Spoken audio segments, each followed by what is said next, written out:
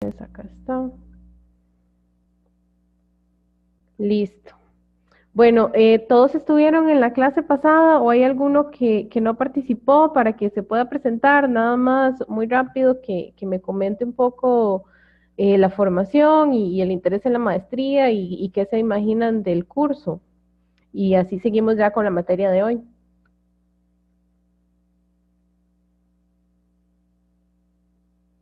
A ver, Mario. Profe, ¿Sí? buenas noches, yo soy Priscila Valverde. Yo no pude. Escucha, profesora, soy Mario Torres. A ver, primero Priscila y luego Mario. Perdone, no le escuché. Primero Priscila y luego Mario. Ok, perfecto. Bueno, gracias. Bueno, como decía, mi nombre es Priscila Valverde. Yo soy graduada de la Escuela de Relaciones Internacionales de la Nacional. Vivo en Guapiles de Limón, trabajo para la Universidad DERS. Y bueno, la verdad es que sobre este tema nos han dado muy poquito, ¿verdad? Como tal en la maestría, pero sí veo como una línea muy parecida a lo que sí hemos estado llevando, ¿verdad? Propiamente como dice el nombre del curso. Ok, perfecto, Priscila, gracias. ¿Y Mario? Sí, no se Yo lo escucha escucho primero. perfecto. Ok, gracias. Bueno, yo soy Mario Torres, soy guatemalteco de nacimiento, aunque he vivido en 2 periodos de mi vida aquí en Costa Rica. Este es el segundo, desde el 2014. Mi formación tiene que ver con la filosofía y la teología. Mi interés en la maestría tiene que ver también con una comprensión más global de lo que sucede, de hacia dónde vamos, cómo podemos gestionar muchas cosas en algunos ámbitos transnacionales. Yo pertenezco a una transnacional, por decirlo de alguna manera, y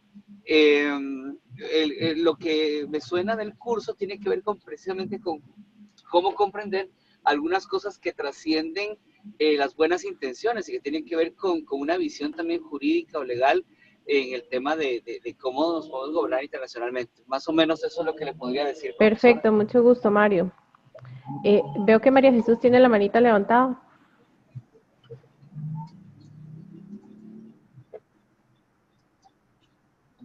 María Jesús. Ya, profe. Ahora sí. Hola, sí, yo no fui la semana pasada, profesor. Mi nombre ya es María Jesús Quiroz, yo soy aduanera a nivel de licenciatura. Trabajo como directora de carrera en la Universidad Técnica Nacional en la sede de San Carlos y pues en realidad quería estudiar esta maestría como un complemento o más bien como mi carrera es parte de esta línea, entonces pues para tener una visión diferente. Perfecto, bueno, un gusto. Un placer conocerlos a ustedes. Al resto ya los vi en la clase anterior. Como yo les comenté a sus compañeros en la clase anterior, bueno, yo también soy graduada de Relaciones Internacionales de la UNA, de hecho de la misma maestría. Y voy a estarlos acompañando en este curso. Es un tema que a mí me gusta muchísimo, es un tema que utilicé para el marco teórico de mi tesis de maestría y también es un tema que en la práctica le veo mucha utilidad. Principalmente, bueno, yo estuve muchos años trabajando en el tema ambiental, entonces abordar el tema de cuencas internacionales desde la perspectiva de regímenes para mí fue muy, muy provechoso. Y bueno, ya para entrar en materia, nada más confirmar que están viendo mi pantalla y me imagino que este cuadrito les bloquea la pantalla, ¿verdad?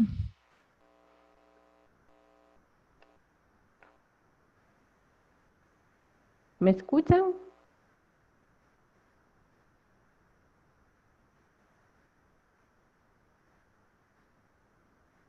Hola. Afirmativo, yo lo estoy viendo Sí, profe, sí te perfectamente. escuchamos. Ah, ok, Sí, perfecto. sí, sí se ve, sí se escucha y yo no tengo nada como que me interrumpa la pantalla. Ah, ustedes no ven un cuadrito que dice participantes, solo yo lo veo. No, sí, pero eso no interrumpe la pantalla, se corre. Ok, listo. Entonces voy a Y estarlo ahí profe, moviendo. si yo le doy Ujú. mute a mi micrófono, después me aparece como que tú me lo estás otra vez bloqueando. Por eso Qué no podía. raro. Bueno, yo le doy aquí a activar a todos. Cualquier cosa yo voy a estar viendo ahí si levantan la manita. Ok, gracias. Y si no, si de verdad no les hago caso, pues aquí tengo el celular a la par, entonces mandan un mensaje al chat. Ok. Bueno, arrancando en los contenidos de la clase de hoy, espero que todos hayan podido revisar la lectura. En realidad creo que no era tan larga, creo que eran como unas 60 páginas, pero era más que todo un repaso de temas que ustedes ya han visto principalmente, me imagino que en el curso de teorías. Entonces, por eso era una lectura corta y esta clase es importante como para refrescar la mente y tener a mano conceptos que van a ser necesarios para entender toda la temática de gobernanza y regímenes internacionales. Básicamente aquí están los contenidos que vamos a ver hoy: Estado moderno y sistema internacional, dos modos de entender el mundo, normas, poder e intereses y finalmente interdependencia compleja. La idea de la clase no es que me escuchen a mí hablar 2 horas, sino que yo voy planteando preguntas generadoras para escucharlos a ustedes, sus opiniones, y pues yo voy a ir complementando un poco con el contenido de las lecturas y otras cosas, los temas que vayamos abordando. Para arrancar, quería empezar con la primera pregunta generadora de cuáles son las características del Estado moderno. Ahí dice cuáles con, pero es cuáles son las características del Estado moderno. Entonces, ¿alguno que quiera compartir sus percepciones sobre este tema?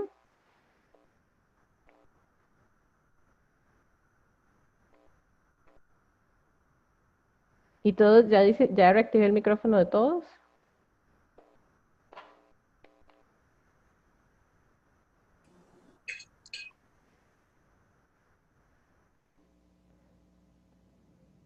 En teoría debería funcionarles.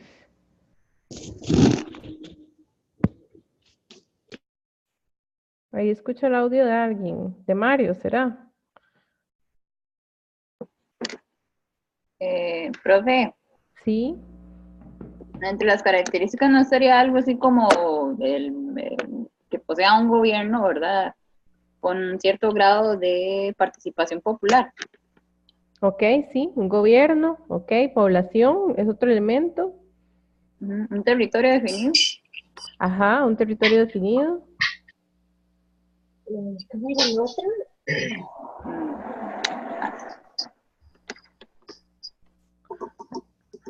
¿Alguien más? Profe, ¿me escucha? Sí, ahí estoy escuchando, no sé quién es. Kenneth, para servirle. Reconocimiento internacional de otros estados. Efectivamente. Bueno, todos esos son elementos del Estado moderno. Tenemos que recordar que el Estado como unidad dominante nació alrededor de 1500, ¿verdad? Nace en Europa. Es un cambio que se dio del sistema del feudalismo al sistema westfaliano, porque en el mundo medieval no había una autoridad soberana, sino que lo que era la Iglesia y el Imperio Romano, ambos proclamaban autoridad sobre la misma población. Entonces, a raíz del Tratado de Westfalia, es que se supone la partida de un nuevo mundo donde se empieza a hablar del tema de integridad territorial y donde se le empieza a dar forma a lo que es el Estado moderno. Los elementos que ustedes mencionaron son claves, pero quizá lo que hay que destacar desde una concepción más clásica de qué es el Estado moderno es que está el poder capital y el poder de coerción. ¿Esto qué quiere decir? Que quienes ostentan el capital son los que proveen los recursos financieros para el Estado y al mismo tiempo quienes ostentan la coerción, o sea, el poder, dan al capital un rol dentro del gobierno. Entonces, esos son dos elementos claves para entender el Estado moderno. El Estado también es importante destacar que es una combinación de organizaciones militares, extractivas, administrativas, productivas y que, como bien lo mencionaron ustedes, se da sobre un territorio definido. En este caso era sobre regiones y ciudades contiguas que se empezaron a gobernar de forma conjunta, y ahí es donde se le empieza a dar importancia al término de soberanía y cómo todos los estados, digamos, son iguales y son soberanos. Como lo mencionaron ustedes también, una característica clave del Estado es que sea reconocido por otros y realmente el término Estado se va complejizando en las relaciones internacionales y se empieza entonces uno a hacer preguntas de, ok, pero ¿quién es realmente el Estado? ¿Quién toma las decisiones? ¿Cómo actúa el Estado en el sistema internacional? Si es en función de los intereses del mandatario actual y de los que comparten su ideología, o si son intereses más generales en un proyecto nación, y se pueden dar una serie de discusiones en torno a cómo funciona el Estado dentro del sistema internacional. Ahí están lo que ya dijimos, los elementos son población, territorio y gobierno, son los elementos básicos. Y quizá algo que hay que destacar también es que el Estado, a partir del Tratado de Westfalia, cuando se empieza a reconocer como... Ay, alguien me mandó un mensaje y dice que está bloqueado. No, no sé si ya lo escuché. A ver si intentamos. ¿Quién es Mario? Redonet. Mm, Creo que era yo, profe, pero ya estoy bien. Ah, bueno, listo. Sí, Perfecto. igual yo creo que es que nunca habíamos usado la opción esa de que el profesor nos silenciara, entonces creo que por eso es que no la entendemos bien, Yo no lo pero hice a creo que propósito. no, de hecho, o sea, pero está bien, no está mal, lo único es para entenderlo, digamos, entonces, básicamente cuando nosotros tengamos que hablar, entonces vos quitas el silenciar ahora y ya nosotros hablamos. No, honestamente yo no sé cómo es que está programado esto. ¿Qué será? Permitir que todos los participantes se reactiven su propio micrófono. Ajá, creo que ya. Ya, ok, sí. Listo. Perdón por los problemas Profesora, tecnológicos. disculpe. Ajá. Usted nos libera a todos, pero el programa nos pregunta si queremos permanecer en silencio o si lo queremos activar. En caso que tengamos alguna aportación, nosotros decimos que queremos activar el audio y si no, simplemente se clica permanecer en silencio y la autorización que usted da no aplicaría. En teoría ya todos deberían, porque ya le di a clic aquí, permitir que los participantes reactiven su propio micrófono. Entonces, en teoría, ustedes podrían intervenir en cualquier momento.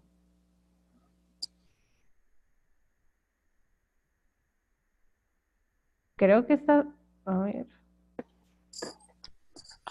Yo no sé si es que se activa, digamos, sola o no sé, porque digamos, a mí se me desactiva el micrófono y ya yo lo puedo silenciar por mi cuenta, pero cuando lo intento abrir otra vez, entonces me sale un mensaje que dice usted no puede activar su micrófono.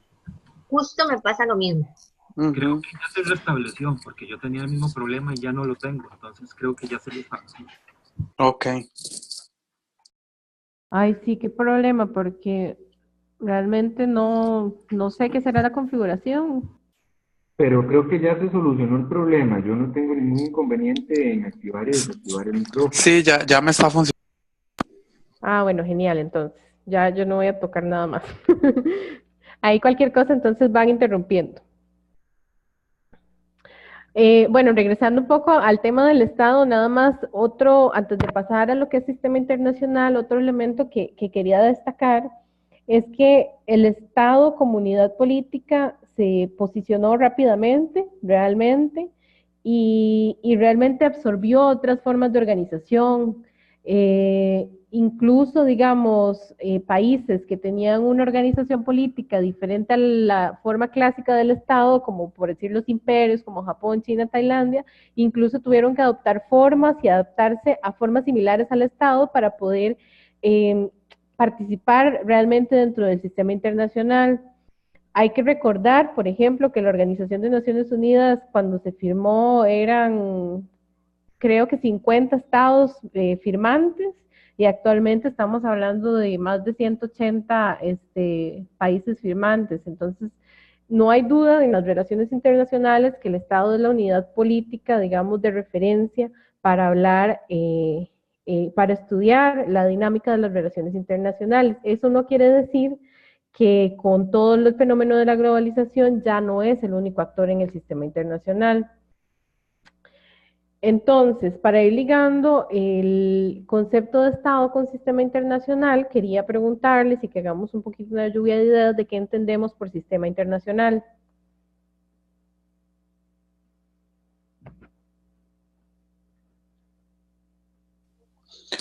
Profe, Ujú.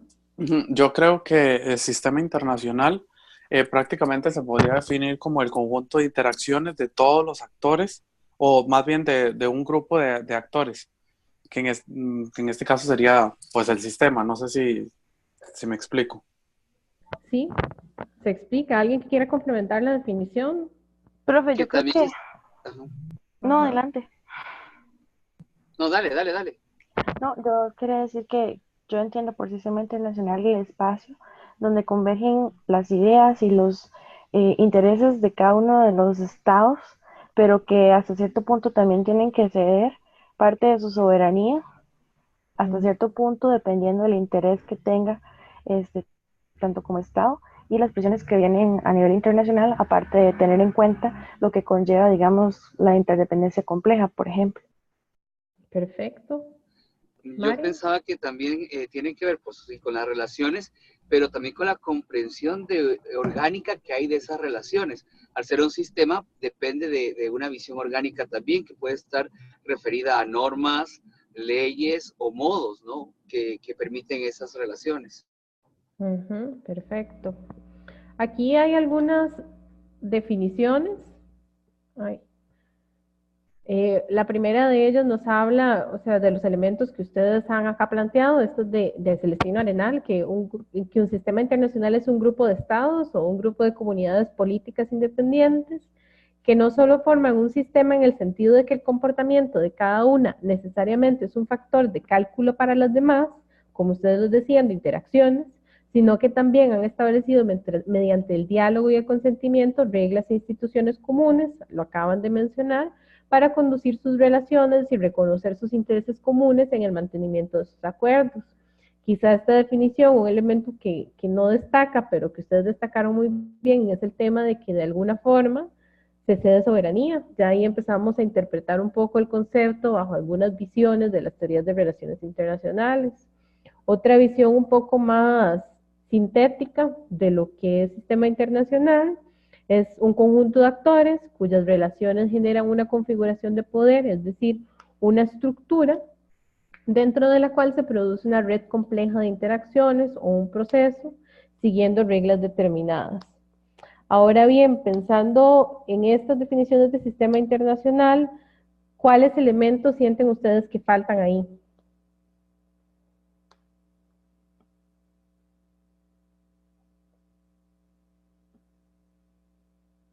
No todos. ¿Cuáles elementos faltan dentro de la definición? Sí.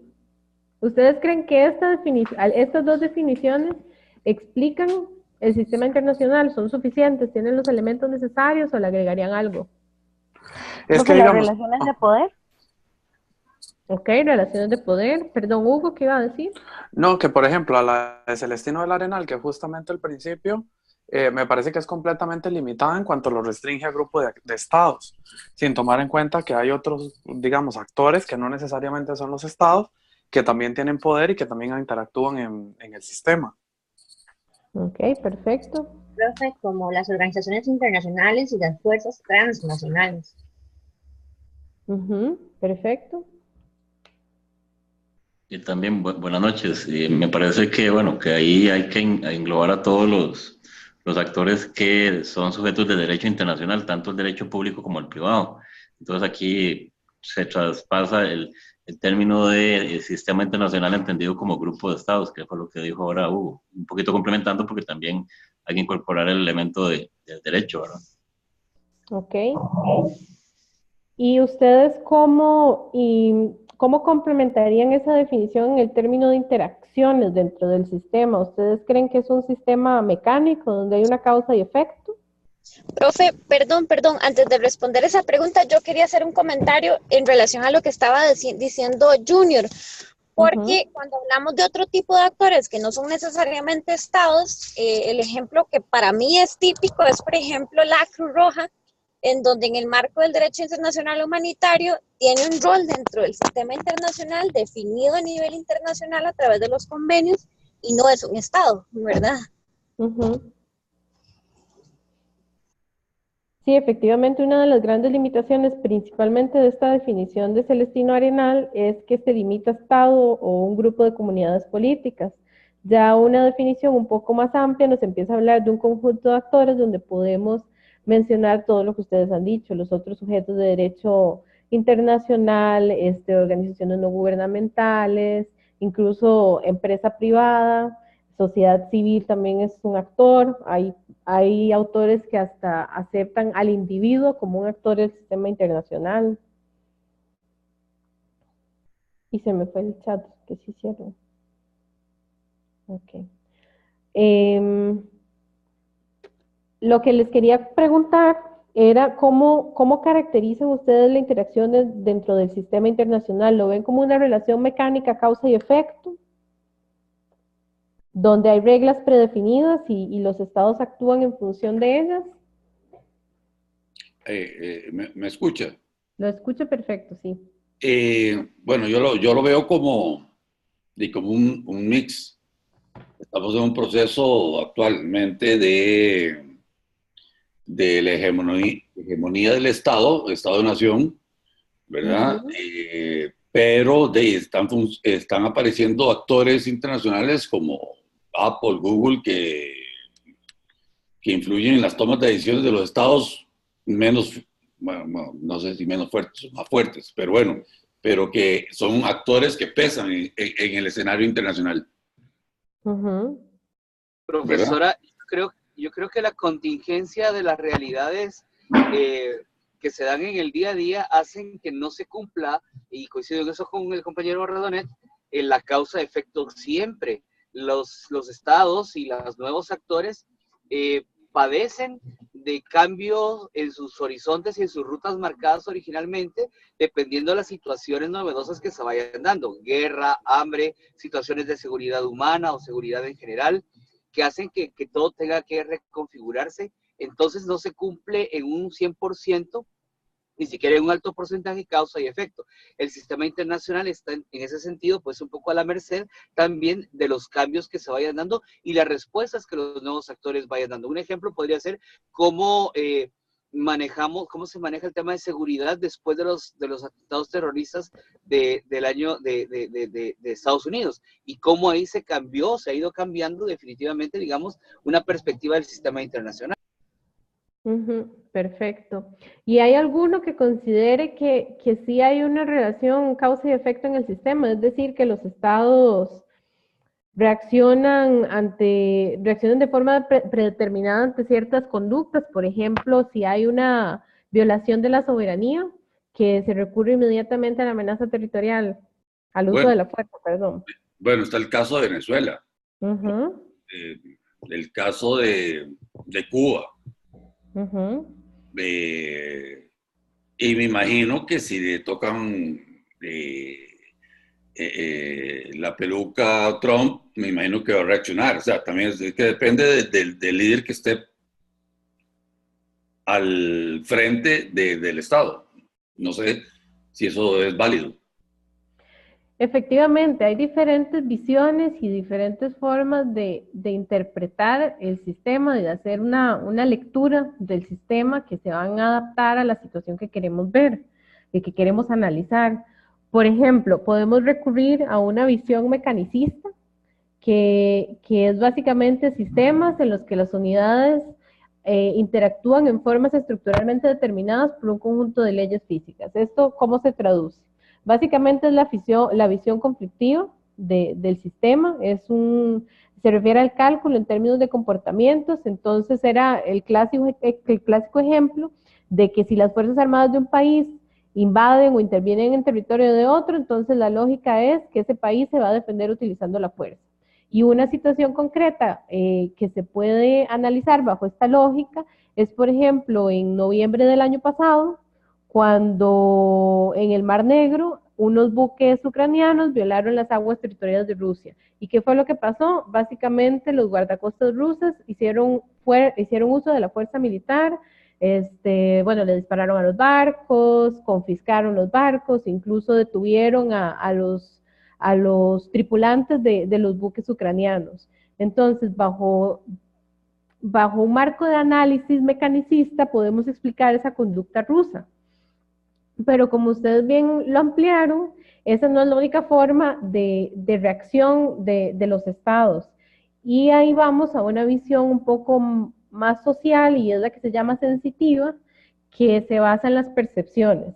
Entonces, podemos analizar esa misma situación de invasión en el territorio y de ver si se recurre a la Fuerza Armada o no, en el caso que ocurrió el año pasado entre Colombia y Venezuela. Fue exactamente la misma situación. Colombia denunció que helicópteros venezolanos y que militares venezolanos entraron en el territorio, pero ahí no, la reacción de Colombia no fue inmediatamente utilizar la fuerza y declararle una guerra a Venezuela, sino que recurrió a la diplomacia, recurrió a las reglas y a las normas que han definido los estados en el sistema internacional, y lo que hizo es que se presentó ante la Embajada de Venezuela en Bogotá un comunicado expresando la protesta sobre esto y demostrando qué fueron los hechos y repudiando la situación, y no fue más allá de eso. Entonces, un poco es analizar, un poco es entender que podemos recurrir a diferentes teorías, a diferentes visiones para analizar hechos concretos dentro del sistema internacional, y que una visión no nos va a explicar todas las situaciones. Entonces, es por eso importante tener diferentes herramientas de análisis para analizar el sistema internacional, para estudiar las relaciones internacionales. Otro caso, por ejemplo, de una visión más amplia de esa visión sensitiva y social de cómo entender el sistema internacional es el caso en un fenómeno ambiental, por ejemplo, no recurriendo solo a los típicos casos de invasión o de uso de la fuerza, sino el caso de las papeleras en Uruguay. Yo no sé si en el río Uruguay, yo no sé si ustedes lo han escuchado, pero hace algunos años en el río Uruguay, que es compartido entre Uruguay y Argentina, que tiene un tratado para regular las obras que se hacen sobre el río y las relaciones, digamos, entre Uruguay y Argentina alrededor de esta cuenca transfronteriza, pues Uruguay decidió construir papeleras, que son básicamente plantas de celulosa, en la parte uruguaya del río, y Argentina alegó una violación del tratado porque dentro del tratado hay una cláusula para informar cuando se construyen obras en la zona fronteriza. Entonces alegó una amenaza ambiental, alegó contaminación, también el conflicto se elevó no solo a actores estatales, ya ahí no solo estamos hablando de Uruguay y Argentina, sino que también los ambientalistas argentinos bloquearon puentes, se manifestaron enérgicamente contra esta situación, y este caso se elevó hasta la Corte Internacional de la Haya.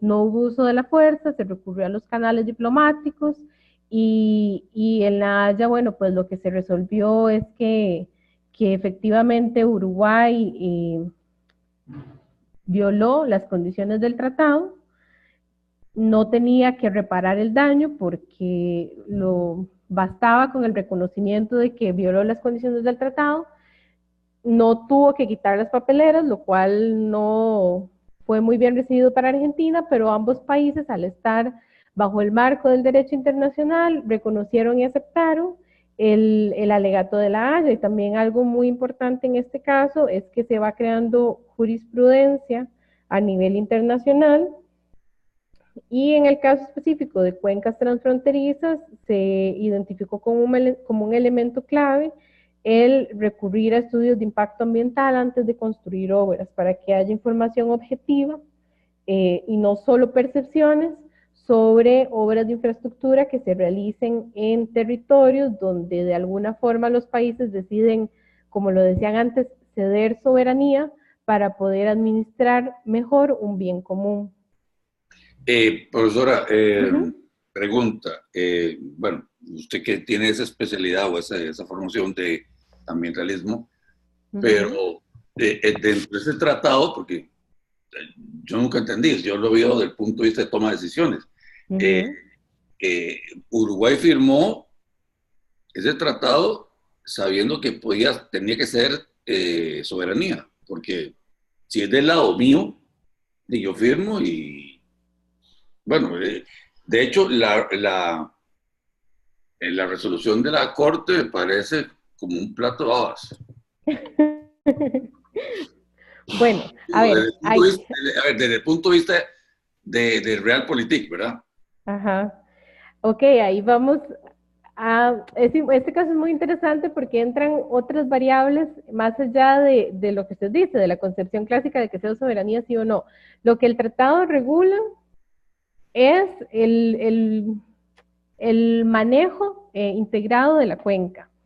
El tratado no limita lo que los países pueden hacer en su propio territorio. Y por eso es que la Corte no penalizó con una indemnización económica a Uruguay para que le diera a Argentina, porque efectivamente Uruguay tiene soberanía sobre su territorio. Pero lo que sí indica el tratado es que debe informar y debe notificar a Argentina sobre las obras de infraestructura que haga en el río o en la cuenca que vayan a afectar a Argentina porque son estados que comparten, digamos, esta cuenca y que de alguna forma han acordado la gestión integrada de la misma. Entonces, están cediendo soberanía entre comillas, porque lo que están cediendo es informar. No es que a ver, el derecho internacional y el tratado no los limita a construir obras de infraestructura dentro de su territorio, pero sí obliga a que hayan normas de convivencia, por decirlo de alguna forma, para mantener una buena relación entre ambos. Entonces, aquí digamos, la conclusión y lo que se rescata del caso, porque efectivamente, pues, el fallo de La Haya no es tan satisfactorio para los argentinos, pero lo que se rescata es que se crea, digamos, una jurisprudencia en materia de derecho ambiental donde se indica que cuando se creen obras de infraestructura en cuencas transfronterizas, tienen que haber estudios de impacto ambiental. Y estudios de impacto ambiental que determinen que no van a afectar estas obras a los países aguas abajo. Entonces es el precedente que se marca y esa es la, digamos, la relevancia de este caso. Los países no están cediendo soberanía por completo, pero están acordando informar, están acordando tener canales de comunicación más fluidos, disminuir costos de transacción y por ende evitar situaciones conflictivas. No quiere decir que no se va a llegar a conflicto, no quiere decir que todos van a estar siempre contentos con la solución. Y también algo interesante de este tratado es el hecho de que en los mecanismos de solución de controversias, cuando no se puede conciliar entre las dos partes, en el tratado indica que recurren a la Corte Internacional de la Haya. Ahora, todos sabemos que las sentencias de la Corte Internacional de la Haya no son mandatorias, pero si ellos ya están definiendo que van a recurrir a esa instancia, la conducta esperada es que sí las respeten. Y pregunto, ¿cuál fue la posición de los ambientalistas uruguayos? En realidad sería inventarle en este momento que estoy segurísima de que estaban oponiéndose a la construcción de las papeleras, pero estoy casi segura de eso. Ok, no está bien, no está bien. Entonces, ahí es, digamos, el papel preponderante fueron los argentinos porque bloquearon puentes y bloquearon, digamos, puntos estratégicos en la frontera y por eso es que son como los que más sonaron. Pero es muy probable que los ambientalistas uruguayos tampoco hubieran estado a favor de la construcción de la papelera, porque aunque la empresa privada, digamos, aseguró y asegura hasta la fecha cumplir con los parámetros ambientales, ¿verdad? Y siempre estar dentro de los niveles permitidos de contaminación, pues a los ambientalistas nunca van a estar satisfechos, digamos, con estas obras de infraestructura, porque realmente implican un riesgo. Sí, claro, obvio. Gracias. Muchas gracias. No, con gusto. Profe, en este caso, ¿qué pasaría, por ejemplo, si Nicaragua decide no acatar la sentencia de la Corte Internacional con Costa Rica, con el conflicto limítrofe? Bueno, es que vamos a lo mismo. O sea, lo que indica la Corte Internacional de la Haya, los países no están obligados a acatar. La que puede hacer Costa Rica, seguir protestando a nivel internacional y listo. No hay ninguna forma de obligar a los estados a acatar los lineamientos los dictámenes de la Haya. Lamentablemente así es como funciona el derecho internacional, pero... En ese sentido, profe, Ajá. parecería más persuasivo el uso de la fuerza entre los estados. Claro, pero entonces los estados tienen que valorar cuáles son los costos del uso de la fuerza. Y es el costo-beneficio. Exactamente. Profe, Ujú. entonces, de repente, en algunos casos podríamos decir que el sistema internacional de una u otra manera termina favoreciendo a los más fuertes, a los que Eso, tengan más poder, de todas formas. esa es una forma de verlo y quizá ahorita vamos a profundizar más en ello, porque en casos particulares se puede interpretar de esa forma, pero no podemos generalizar.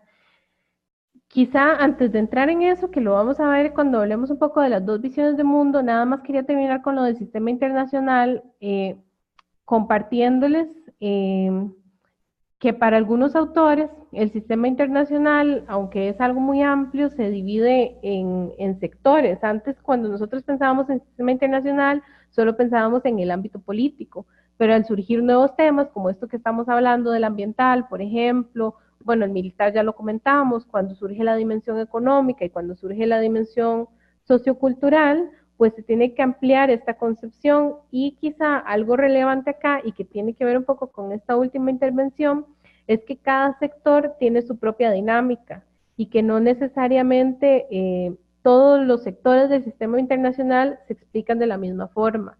Entonces, por ejemplo, en el ámbito militar y político, sí es muy relevante, digamos, el tema de los recursos de poder en términos de capacidades militares, ¿verdad? Pero no son tan relevantes cuando estamos hablando del sector sociocultural.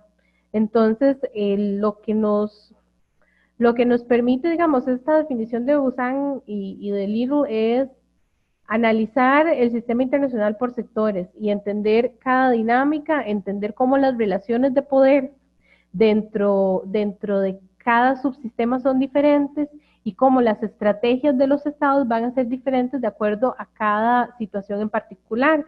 Y por eso es que no siempre los más poderosos son los que se ven más beneficiados por la estructura del sistema internacional. Estos son los 4 que proponen Busan y Little: el militar político, el económico, el sociocultural y el ambiental. No sé si a alguno de ustedes se le ocurre otro subsistema dentro de las relaciones internacionales. Yo no sé si tal vez uno, acudiendo un poco a la teoría del conflicto, que acordémonos que ya las relaciones de conflicto no solamente por intervención militar y el uso de la fuerza son formas de ejercer la coerción, ¿verdad? Sino que también tenemos el tema de la diplomacia y de las sanciones económicas como medios persuasivos para ceder o hacer ceder a alguien en favor, digamos, de nuestros intereses. Entonces, yo agregaría ahí un poco el factor diplomático como un elemento dentro del sistema internacional que es fundamental, porque yo sé que si vemos los 4 que están ahí señalados, pues la diplomacia es parte de todo esto, ¿verdad? Pero yo sí haría una segregación hacia la diplomacia como un elemento adicional. No sé qué les parece a los demás. No, yo estoy de acuerdo con vos, pero también agregaría el rol actual de los medios de comunicación y las redes sociales, pues, los movimientos estos, ¿cómo se llaman? Todos estos, los numeral algo. Ahora no los preciso, pero y que influyen, o tal vez no en las, bueno, sí pueden influir en las decisiones de un ente, de un actor. ¿Y ustedes lo agregarían realmente como otro sector o lo agregarían como una herramienta o como como tecnologías que han incidido en la capacidad de interacción dentro de esos sectores, la diplomacia, las redes sociales, como decían ustedes? Es que mi duda está porque tenemos un punto que es el militar y político, y la diplomacia es parte del factor político de un Estado. Entonces, ahí es donde yo, digamos, lanzaba la cuestión de si la diplomacia se puede hacer, como por ponerlo aquí como un ejemplo quinto, ¿verdad? O si no, más bien, aunque lo que está ahí señalado como sector militar político le faltaría un poco agregar esa parte de diplomacia, ¿verdad? A todos los niveles, porque Mario ahí hablaba del factor que tiene, o la importancia que tienen los medios de comunicación a nivel internacional, que eso es parte de la diplomacia pública, ¿verdad? Entonces, habría que tal vez, no sé, si no se crea como un quinto, sí ampliar el tema del militar político como tradicionalmente se ha concebido, ¿no? Sí, no, perdón, adelante. Sí, sí, profesor, a ver, si uno aplica lo militar y político, tiene que ver mucho con la relación del ranking de poder, por decirlo así. O sea, Estados Unidos puede pasarle por encima a Kazajstán, ¿verdad? Puede ser, pero no lo puede hacer con Alemania. Y entonces, ahí es donde empieza, es que las cosas no son blanco y negro, son como grises, beige, y esos tonos que uno dice que sí, en este caso se puede aplicar esto, pero en el otro caso es pura diplomacia, puras redes sociales, pura comunicación. No sé si me hago explicar. Sí, de lo que ustedes comentan, yo lo interpretaría más bien que la diplomacia y la comunicación son herramientas para potencializar la capacidad de interacción dentro de estos sistemas, porque, por ejemplo, la diplomacia también se puede utilizar para medios económicos. En Costa Rica las embajadas son claves para posicionarse en mercados, por ejemplo, asiáticos. O también la diplomacia se utiliza en el ámbito ambiental. Por ejemplo, cuando hablamos de problemáticas como cambio climático, la diplomacia tiene un rol clave para llegar a acuerdos internacionales. Entonces, sí comparto en que, por ejemplo, el caso de la diplomacia es un elemento clave, pero yo personalmente lo interpreto más como una herramienta para potenciar la capacidad de interacción. Igual lo que ustedes mencionaban de las tecnologías y de las tecnologías de comunicación, yo lo veo como herramientas para potenciar la capacidad de interacción dentro de cada uno de estos subsistemas. Y ahí quería, bueno, de hecho pasar a este tema de capacidad de interacción y que lo viéramos, justamente es eso, son las capacidades en términos de transporte, en términos de comunicación y en términos y en términos de organización que se ven dentro de una unidad o un sistema y son los que van a determinar también cómo funciona ese sistema, por ejemplo, los factores geográficos. Qué tan difícil o fácil es hacer un movimiento. Si nos vamos al ejemplo del caso del subsistema político-militar, antes las guerras era esencial tener dominio del ámbito geográfico, había que movilizar tropas, las condiciones del terreno limitaban, digamos, la capacidad militar, pero actualmente el acceso a la tecnología cambió mucho esa dinámica. Ahora se utilizan drones, por ejemplo, que son manejados desde bases militares a kilómetros de donde se utiliza el dron. Entonces, por eso les decía que yo veo la diplomacia, veo la tecnología y lo que ustedes mencionan de las tecnologías de comunicación o redes sociales como herramientas para potenciar la capacidad de interacción dentro de cada uno de esos sistemas. Y hay características específicas, por ejemplo, en el sistema sociocultural se recurre más a la transmisión de información. Entonces, la intensidad de la interacción es relativamente baja, no se necesita movilizarse tanto. En el ámbito económico, por ejemplo, hay un alto nivel de interacción porque nos estamos refiriendo a transacciones comerciales, intercontinentales incluso. Y en el sector militar, como les decía en el primer ejemplo, también se requieren altos niveles de interacción porque implica desplazar ejércitos. Yo no sé si alguno quisiera agregar algo sobre esto. No sé si coinciden con mi interpretación de que la diplomacia más bien es una herramienta para la capacidad de interacción dentro de los subsistemas. Totalmente de acuerdo. Totalmente de acuerdo. O sea, es herramienta y sí, sí, es una herramienta. Es una herramienta. Perfecto. Ahora, ya teniendo como una recapitulación de de las formas en las que podemos analizar el estado y el sistema, quería que entráramos específicamente a lo que vimos en las lecturas, que eran dos modos el título, digamos, que le da Tina, es dos modos de entender el mundo, y que básicamente partimos de dos paradigmas. Tenemos que recordar que los paradigmas son estas visiones que tenemos de cómo entender el mundo y que no son necesariamente excluyendo, más bien que no se consolida uno y ignora, digamos, completamente al otro, sino que son visiones que en la teoría y que en los marcos analíticos eh, comparten momentos, o sea, no predomina uno completamente sobre el otro. Entonces, en estos paradigmas y con lo que hemos conversado ahorita, podemos encontrar algunos elementos comunes de lo que son las relaciones internacionales. Todos coincidimos en que no hay una autoridad de gobierno que tenga un poder coercitivo sobre los otros actores del sistema internacional, que el sistema internacional básicamente es anárquico, pero que hay una voluntad para establecer reglas generales para gobernar. Esta voluntad puede estar motivada por diferentes razones, pero sí se coincide en que hay algunas reglas generales por las cuales los estados regulan sus relaciones y administran los bienes comunes que existen en el sistema internacional. Y también ambos paradigmas coinciden en que si bien el Estado es la unidad básica de las relaciones internacionales, ya ahora existen también otros entes, como hablábamos antes, otro tipo de actores que marcan la dinámica de las relaciones internacionales.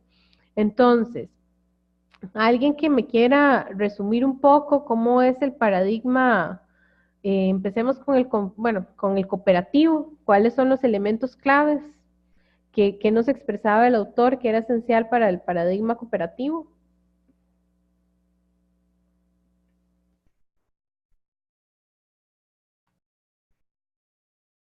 Ninguno.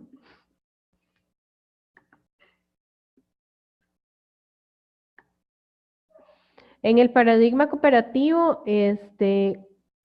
¿cómo se ven las instituciones? ¿Cuál es la visión que tienen de las instituciones? En el cooperativo se ven como instrumentos de unificación, de integración. Aparecen también las negociaciones, que son las transacciones, y tienen el objetivo de mantener un orden consensuado. Más o menos por ahí va, me parece. Perfecto. ¿Y en el conflictivo? Vamos a ver. Bueno, no sé si otro quiere hacerla. Bueno, entraba el poder coercitivo para el control social. Se enfocaba más en conseguir y ejercitar el poder institucional y habían antagonismos que se basaban en ideologías, en ciertas ideologías. Profe, yo quería compartir unas ideas que tenía de la lectura. No sé si estoy bien con eso, pero bueno, con la política como interacción conflictiva, ahí se toma en cuenta todavía la guerra como institución y es parte de lo que la lectura, digamos, cuestionaba. ¿Cómo es posible que hasta estos momentos aún la guerra siga siendo parte, ¿verdad?, desde una de las visiones como una institución? Y luego, en la parte de la política como interacción cooperativa y más competitiva, se da como un sentido más de pertenencia a una sociedad global para desarrollar un tipo como de democracia transnacional o que se intente llevar a algo a través de lo que los autores proponían, digamos, de referéndums internacionales o cómo criticaba el poder, digamos, que está concentrado en 5 países nada más del Consejo de Seguridad y cómo esto tiene el poder coercitivo para que los otros países tengan que hacer lo que ellos quieran, porque de eso se trata el poder que ellos manejan. Entonces, como a través del tiempo las instituciones, aun y cuando funcionan como cohesión entre los estados, igual siguen respondiendo a las necesidades de unos pocos. Ujú. Y creo que parte de lo que al final encontré en la lectura era cómo existen o se han hecho intentos de cooperación y demás como para que las instituciones funcionen, y tal cual fue el Parlamento Europeo, y como ahora, por ejemplo, el Brexit viene a ser como una más de las razones por las cuales se cuestiona si de verdad existe esa comunidad internacional o no, o es más una cuestión discursiva. Ujú. Ok. ¿Alguien quiere agregar algo más? Básicamente, ustedes lo han resumido muy bien. Estos son los puntos clave de cada una de las visiones. En la visión cooperativa, como ya lo mencionaron, ahí hablamos de intercambio, de negociación, de un orden distributivo y de instituciones como agentes de integración y unificación social, en contraposición con una visión conflictiva que nos habla de antagonismo, de valores e ideologías incompatibles, de las relaciones internacionales solo en términos de poder y de cómo las instituciones tienen que funcionar como agentes coercitivos sobre los otros. Ambas visiones sirven para explicar el sistema internacional. Lo que para mí es importante destacar es que no tenemos que ver a la visión cooperativa como una visión completamente idealista que piensa que como se crean instituciones, entonces simplemente se elimina el conflicto. Eso no es lo que plantea el paradigma cooperativo. El paradigma cooperativo simplemente trata de hacer un énfasis en que las instituciones disminuyen costos de transacción, facilitan los canales de comunicación y por ende cambia la forma en la que se da el conflicto en las relaciones internacionales. Ya la primera opción de los estados no es recurrir al uso de la fuerza, porque como lo mencionaba antes algunos de ustedes, hay un análisis costo-beneficio y el uso de la fuerza no siempre es la principal o la única opción para solucionar controversias internacionales.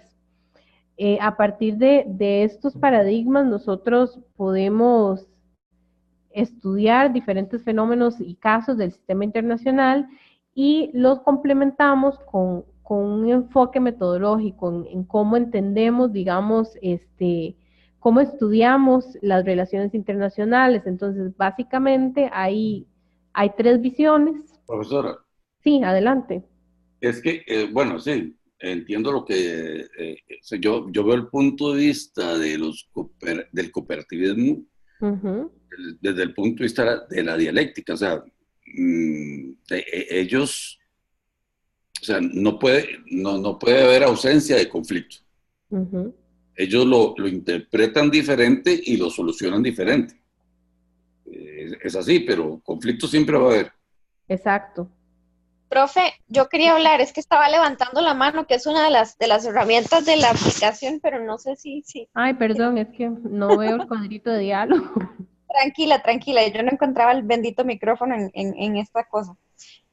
Yo lo que quería resaltar es como mi percepción de la diferencia entre uno y otro, y es básicamente, yo lo llamaría como las relaciones de poder, porque en la primera me parece que lo que tratan de buscar es el consenso, o sea, ve que habla mucho de negociación. En cambio, en el otro es el uso de la fuerza y el uso más agresivo de esas relaciones de poder.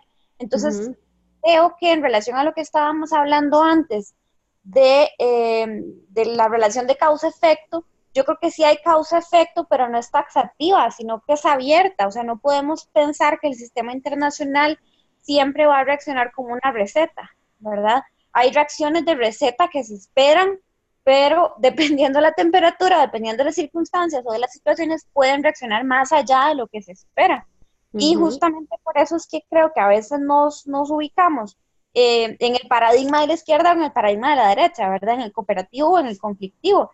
Y por eso la situación que estábamos analizando de Rusia y Ucrania, ¿verdad? El ejemplo que usted nos ponía, porque quizás en otras circunstancias han reaccionado de otra forma, pero dado lo que ha sucedido recientemente el cambio en el gobierno o lo que sea, la reacción que tienen es mucho más agresiva, ¿verdad? Pero bueno, esto nosotros también lo analizamos en resolución alterna de conflictos entre las personas, ¿verdad? Que las personas a veces encuentran puntos de acuerdo entre ellas, de los conflictos, en forma cooperativa, en forma consensual, y a veces es de más agresión, ¿verdad? Más agresivo, a veces es más uso de la fuerza, y sí me llama mucho la atención la forma en la que la lectura lo lleva al sistema internacional y a la relación entre los diferentes actores. Sí, efectivamente. Y también, digamos, para complementar ese análisis que usted ha hecho, es importante recordar que al frente de los estados hay personas que gobiernan y que toman decisiones. Y esas decisiones también las toman en función del paradigma con el que ellos ven y leen las relaciones internacionales. Sí. Yo pienso que un Trump, por ejemplo, es algo que se sale de la mayoría de los esquemas que se podían haber pensado, ¿verdad? Y Trump, con su personalidad y su rol propio, evidentemente viene a contrastar con lo que tradicionalmente se ha hecho en diferentes momentos, ¿verdad? Sí, efectivamente. Y también, digamos, de este análisis de los paradigmas, el elemento que más quiero destacar es el tema del rol de las instituciones, porque es el que vamos a profundizar un poco en las próximas lecciones. Entonces, el hacer énfasis en que para el paradigma conflictivo las instituciones son agencias coercitivas que están determinadas en función de las cuotas de poder de los estados y que son para control social y para alcanzar los intereses de los más fuertes, que son quienes configuraron esas instituciones internacionales. Esa es una lectura que hace el paradigma conflictivo, mientras que el paradigma cooperativo tiene una visión más optimista y lo ve como instrumentos de integración y de unificación social. Ahora, como he resaltado antes y como ustedes bien lo señalaron, no quiere decir que para el paradigma cooperativo no hay conflicto, simplemente el conflicto mutuo cambia la forma. Perdón, es que además, o sea, yo creo que siempre va a haber conflicto. El tema es la forma en la que se saca el provecho de ese conflicto, y es parte de la teoría que se utiliza en la resolución alterna de conflictos. O sea, no puedes suprimirlo, no vas a llegar a cero, siempre va a haber. La estrategia es poder utilizarlo en un ganar-ganar, ¿verdad? Efectivamente. Perfecto. Ahora, para no quedarnos mucho en el tema de paradigmas y también para que uno de los objetivos de este curso también es que ustedes tengan herramientas de análisis para que vayan pensando cuál pueden incorporar o no a los marcos teóricos conceptuales de sus trabajos de graduación. Entonces, también por eso es importante que tengan claro lo de los paradigmas, pero también los enfoques metodológicos en las relaciones internacionales, que básicamente, bueno, en la lectura latina también nos habla de estos tres enfoques: el estatocéntrico, el sistémico y el estructuracionista.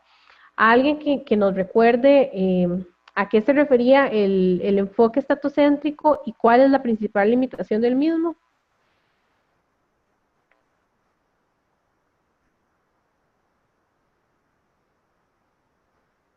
¿Nadie?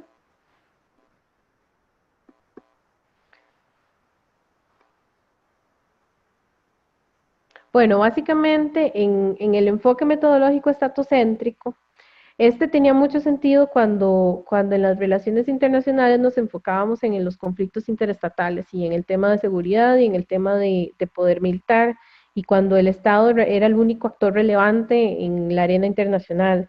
Pero como lo mencionamos anteriormente, este enfoque metodológico pierde fuerza cuando empiezan a aparecer otros actores y se queda corto para explicar fenómenos como el terrorismo, fenómenos como los flujos migratorios, como el tema de los refugiados, y ya no nos explica realmente las acciones, digamos, del Estado para sobrevivir dentro de ese sistema. En contraposición al enfoque estatocéntrico, donde se estudia desde el punto de vista del Estado, nos vamos al otro lado, que es en el enfoque estructuralista o sistémico. Digamos, según el neorrealismo, un país para sobrevivir siempre sigue las prácticas que el sistema impone.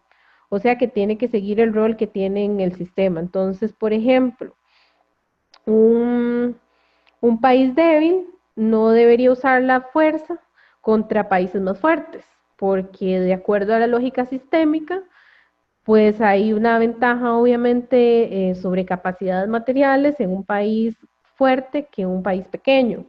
Pero, ¿qué pasa, por ejemplo, cuando Argentina le declara la guerra a Gran Bretaña, al Reino Unido, por el caso de las Malvinas? O sea, un país pequeño está declarándole la guerra a un país que claramente tiene más capacidad militar que él.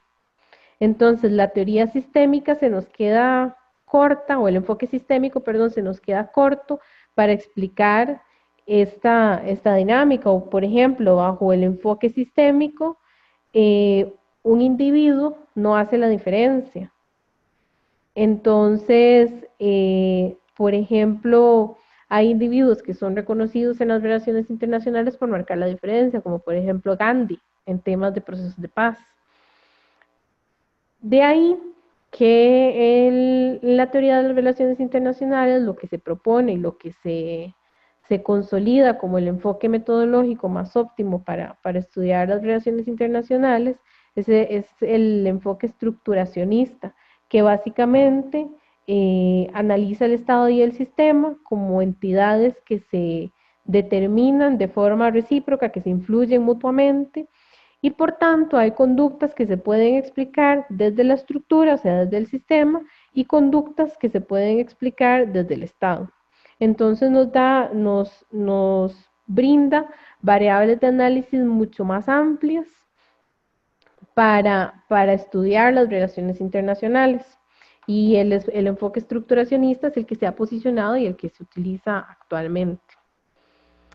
Este mapa es el que ustedes tienen ahí de la lectura de Atina. Es un mapa que resume un poco cómo se ubican cada una de las teorías de acuerdo a los paradigmas y de acuerdo a los paradigmas tanto teóricos como metodológicos. No voy a entrar en detalle de cada una de las teorías, pero nada más en términos generales vemos como desde el paradigma, digamos, de conflicto de desigualdad, donde lo que predomina es el tema de soberanía, donde predomina la búsqueda de poder, ahí nos encontramos las teorías realistas, claramente, que se centran en el Estado, por ende están bajo el paradigma metodológico estatocéntrico. Luego estas van evolucionando a las neorrealistas, donde hacen un análisis un poco más sistémico, las hegemónicas, que nos incluyen elementos de ambas, las teorías de la economía mundo, que nos hablan de centro-periferia, y bajo el paradigma de cooperación e igualdad, pues se posicionan otro tipo de teorías, como la de las reglas sociales, las globalistas, la de la democracia internacional y las pluralistas, donde básicamente el elemento común es que se reconocen los principios sociales, donde hay reglas de comportamiento comunes, donde se toman en cuenta principios, y dentro de cada corriente hay diferentes matices de cómo abordar y entender las relaciones internacionales. Y como lo mencionaba antes, aquí es simplemente un mapa para que ustedes tengan opciones de a dónde recurrir para explicar diferentes fenómenos. Sin detenerme más en las teorías, porque igual es algo que ustedes ya han abordado en otros cursos, quería que habláramos un poco más específico de lo que son normas, de lo que es poder y de lo que son intereses. Entonces, básicamente, ya lo hemos comentado un poquito, que las normas permiten el ajuste entre los diferentes intereses y las demandas de los actores. O sea, las normas son las que rigen el sistema internacional. Cuando hablamos de normas, podemos hablar de normas formales o de normas un poco más informales. Ya hemos hecho mucho énfasis en que el que haya normas no significa que desaparecen los conflictos. Aquí cuando hablamos de normas, en lo primero que pensamos es en el tema de derecho internacional. Otro elemento clave en las relaciones internacionales es el tema de poder, o sea, la habilidad de un actor de conseguir que otros hagan algo que de otro modo no habrían hecho a un costo razonable. Y otro tema clave es el de intereses, que hay intereses Los intereses básicamente son aquellas cosas que los estados tratan de proteger o conseguir frente a otros estados.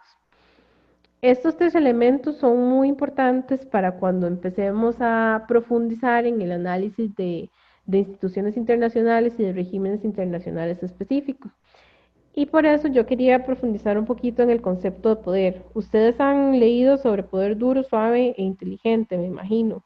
¿Alguien que me pueda recordar el tema de la definición o el alcance de lo que es poder duro? Poder duro es aquel que bueno, básicamente que se obtiene o que se aplica cuando se emplea la fuerza. Ujú. Como ejemplos o algo así, por ejemplo, como una guerra, sí, como una invasión, no sé, un bombardeo, ese tipo de cosas. Ajá, efectivamente. O sea, el poder duro básicamente se vincula con el ejercicio de lo que es poder militar. Profe, Ajá. también con relación a la amenaza, ¿verdad? No solo, digamos, hablaríamos de poder militar, también es amenazar, es usar Poder esa, económico. esa desigualdad que existe en los tamaños, ¿verdad? Ujú, Amenaza. Digo, efectivamente. una amenaza, por ejemplo, también a nivel económico, como decía el compañero, ¿verdad? Una Claro, por amenaza, ejemplo, un bloqueo económico. exactamente, sí, que no es militar, pero viene siendo Ujú, producto de esa desigualdad que existe. efectivamente. ¿Y el poder suave? Profesora, buenas noches, soy Bueno, Viviana. El poder suave se caracteriza por obligar a la población o digamos a la otra parte hacer lo que quiera a través de una influencia, ¿verdad? Tanto una influencia económica, nosotros vimos diferentes tipos de, digamos, de cómo el poder suave puede influir en ciertas corrientes para que otros países pues se vean obligados a hacer ciertas determinadas acciones. Es más que todo como bueno, está más que todo caracterizado por el poder suave, por obligar a la otra persona a través de influenciar sus acciones, ¿verdad? A través de persuasión y atracción. También. Creo que es una cuestión más ideológica y cultural.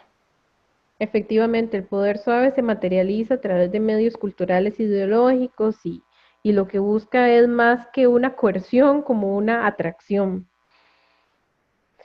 Y bueno, y el poder inteligente, que como ustedes ya han estudiado, pues es una combinación entre ambos. O sea, consiste en desarrollar una estrategia que incluya tanto el uso de recursos de poder duro como de poder suave.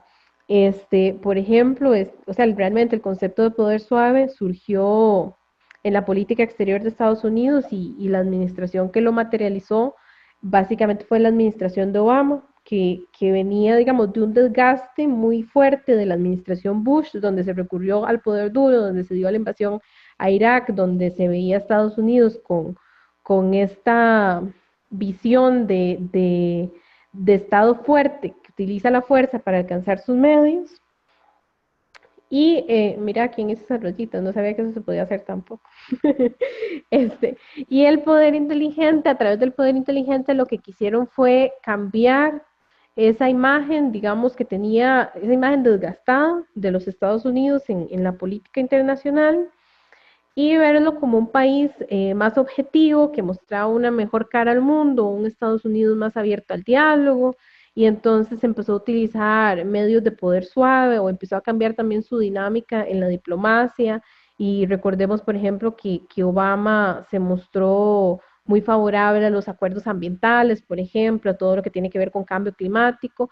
El poder inteligente no quiere decir que Estados Unidos iba a dejar de perseguir sus intereses, sino quiere decir que cambió los medios para alcanzar esos intereses. Entonces, el poder en realidad lo podemos ver como ustedes lo decían, el poder se determina en una relación entre estados, se da en función de amenazas estatales y no estatales, y en términos de las capacidades que tiene que crear el Estado para ejercer ese poder, y adopta diferentes estrategias para incidir en la arena internacional y para alcanzar sus intereses. Y por eso nos vamos al concepto de interés nacional. Este es un concepto que encontré en alguna literatura, básicamente que el interés nacional puede definirse como la defensa y promoción de objetivos naturales y esenciales del Estado en la política, en la economía, en el ámbito social y en el ámbito cultural, y que es esencial para garantizar la supervivencia, la seguridad del propio Estado y la defensa de su población, pero también busca el poder, la riqueza y el interés económico. Para todo ello, para servir a la satisfacción del nivel esencial. Entonces, viendo esta definición de interés nacional, aquí podemos ver la evolución del concepto, porque antes interés nacional se centraba solo en la supervivencia del Estado. Ahora va a objetivos políticos mucho más amplios que esos. Una pregunta, digamos, clave es ¿quién define los intereses? ¿Cuándo un interés es legítimo? ¿Algunas ideas que ustedes tengan sobre esto? Para ustedes, ¿quién define el interés nacional? ¿Cómo sabemos cuáles son los intereses nacionales de Costa Rica? Buena pregunta, pero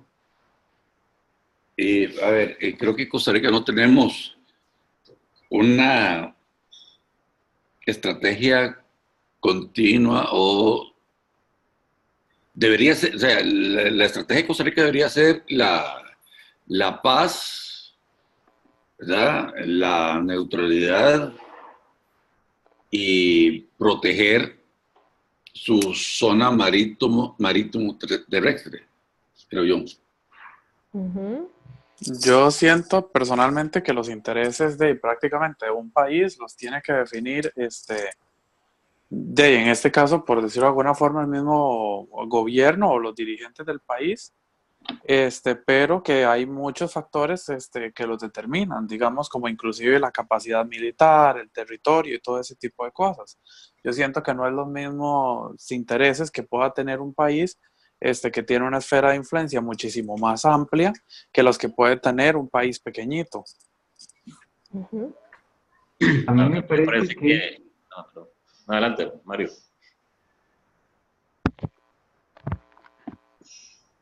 Mario, adelante.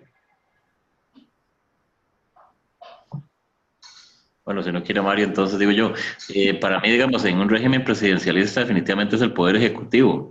Ahora, a nivel de los gobiernos federales, y también va a depender del tipo de gobierno que exista. El federal obviamente va a ser el gobierno federal, y en el autocrático, bueno, y los monarcas, ¿verdad? Los que definen el interés nacional, pero normalmente es el que ejerce las labores ejecutivas dentro del sistema de división de poderes. Y pensando así, Junior, entonces el interés nacional es a corto plazo, porque si estamos pensando que es del gobierno de turno, entonces el interés nacional es de corto plazo.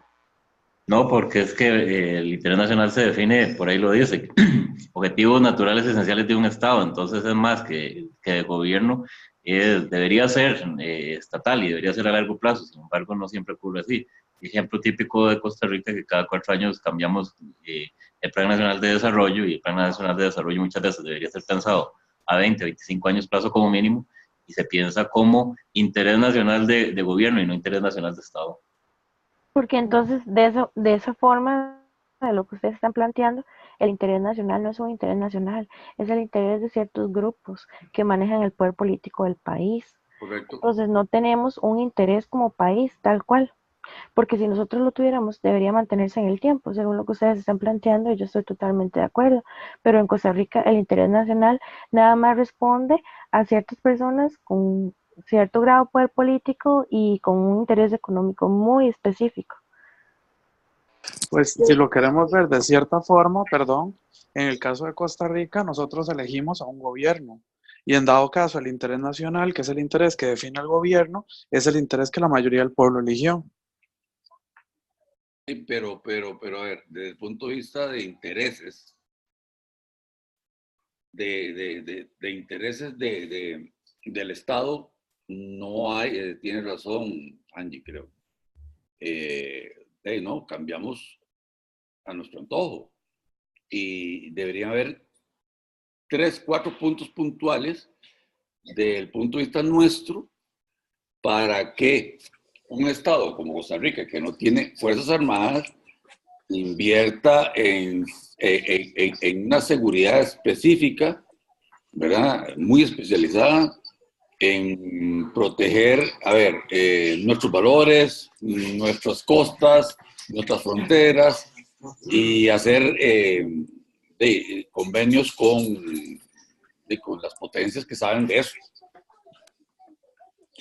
Yo creo que la Julián, protección, creo que perdón, Hugo, dale, María Jesús, hablabas. yo creo que también está el tema de la coyuntura, porque en un país como el nuestro, las situaciones económicas interfieren, ya porque sus escasos recursos, muy escasos, entonces en algunas ocasiones pues se tienen que priorizar los intereses, a pesar de que podría haber uno, o bueno, podrían haber varios definidos, se prioriza según gustos y necesidades, podría decirse.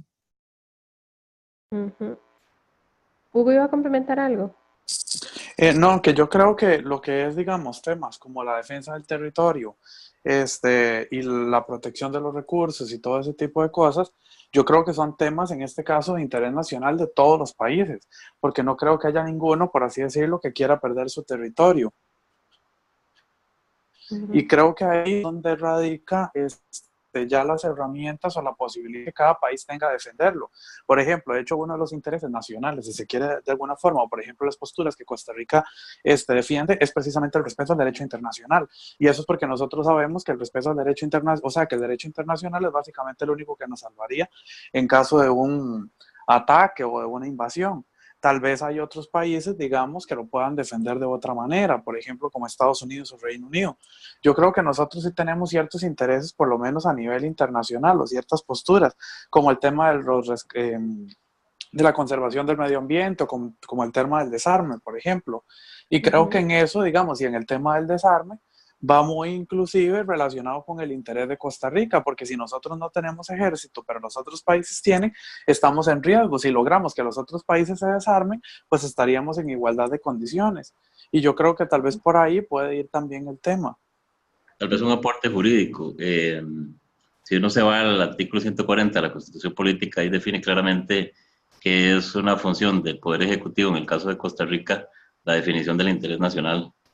Cuando se establece lo que es las relaciones internacionales que le corresponden al Poder Ejecutivo, y también lo que tiene que ver con la defensa nacional, con todo lo que tiene que ver con preservación del orden, la seguridad del país.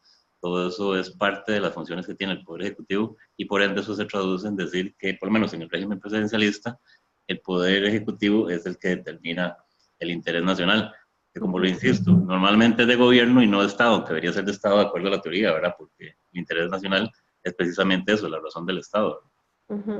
Sí, efectivamente, yo personalmente creo que hay intereses nacionales que no cambian, o sea, hay intereses, el concepto es un concepto que puede tener muchas definiciones, pero tiene un contenido eminentemente geopolítico, o sea, hay intereses nacionales que es la supervivencia del Estado, la seguridad, la soberanía territorial, que difícilmente van a cambiar. Y como ustedes nos mencionan, también hay intereses nacionales de un corto, mediano plazo, que se van definiendo de acuerdo a las capacidades materiales de los estados y de acuerdo a las coyunturas políticas de los estados. Y antes de seguir la discusión, porque lo que estamos hablando se relaciona mucho con lo que quería en esta filmina, y es que pensemos un poco cuál es la interrelación entre esos tres conceptos. De alguna forma ya lo hemos comentado, pero ustedes cómo podrían explicar esa relación entre lo que son normas, lo que son intereses y lo que es poder. Por ejemplo, sí, adelante. Desde mi lectura, el poder se utiliza para defender intereses usando como instrumento las normas. Ok, ¿un ejemplo?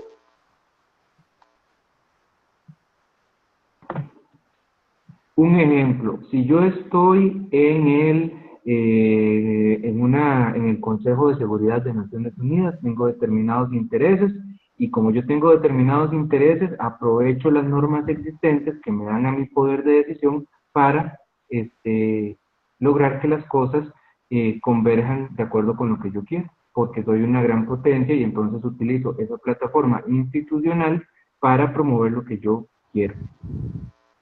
Ese es un excelente ejemplo.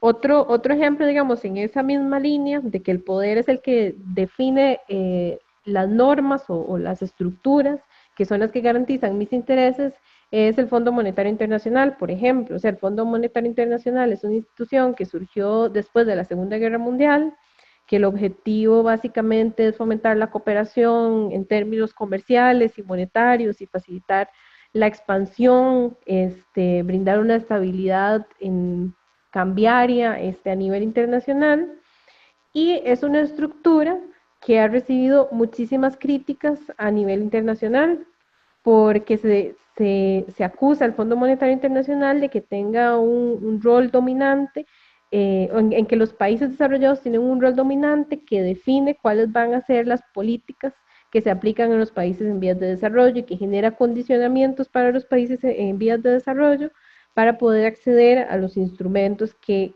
tiene el Fondo Monetario Internacional. Esa es una forma, digamos, de interpretar esa interrelación entre conceptos. ¿Alguna otra forma?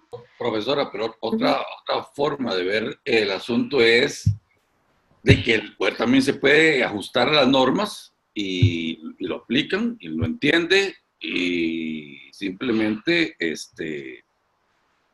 se hace efectivo. O sea, que a través de las normas los estados están cediendo poder para alcanzar intereses comunes. No, al contrario. A través de las normas los estados pueden aplicar su poder disfrazado, digámoslo como así, como legitimando su poder a través de las normas. Ok, sí, exactamente, es una forma de verlo. ¿Alguien que lo vea diferente? Pero de una manera un poco más negativa, tal vez. Ajá. Los estados van a cumplir las normas del sistema internacional siempre que estén de acuerdo con sus intereses. Exacto. Yo en lo particular lo que veo es que también tiende mucho a parecerse a toda la concepción de Keohane y de Nye en la misma teoría de regímenes internacionales. También dentro de todo esa realidad multiparadigmática de la CRI, destaca también la dimensión económica internacional, en las que también hay dimensiones políticas militares y hay estados hegemónicos con un poder que se sustenta básicamente en los recursos, y que esas orientaciones incluso los llevan a analizar guerras sistémicas o acciones que estados hegemónicos van también enfocadas en lo que es mantener el poder, ¿verdad?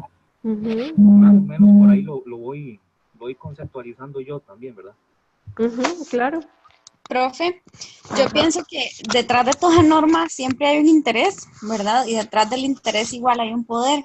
Y la norma permite ejercer ese poder en favor del interés, ¿verdad? Del individuo que ejerce el poder en el Estado o en el sistema internacional, y evidentemente detrás está el interés, ¿verdad? O sea, por eso es que el triángulo va para todo lado, porque hay una relación bilateral entre las tres.